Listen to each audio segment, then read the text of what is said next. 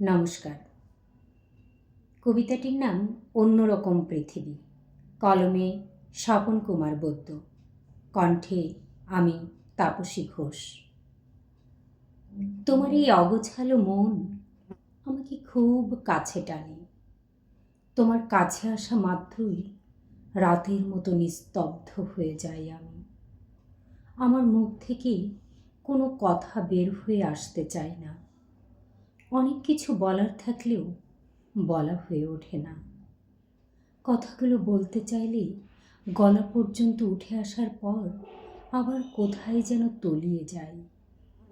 রাত দুপুরে কথাগুলো আবারও ভিড় করে মনের দুয়ারে। অমনি ইচ্ছে করে মেসেজের মাধ্যমে জানিয়ে দেই তোমাকে। দেই না কেন জানো? সামনাসামনি মুখ ফুটে বললে যতটুকু আনন্দ পাবো, এরপর তোমার প্রতিক্রিয়ার ছবি মুখমণ্ডলে যেভাবে ভেসে উঠবে, সে আনন্দ মেসেজের রিপ্লাইয়ের মাধ্যমে কখনো পাবো না।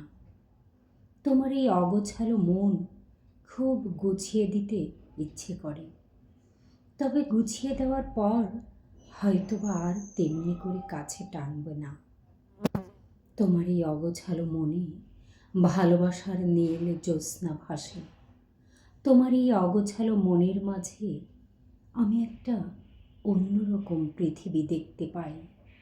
সত্যি এক অন্যরকম পৃথিবী। ধন্যবাদ সকলকে।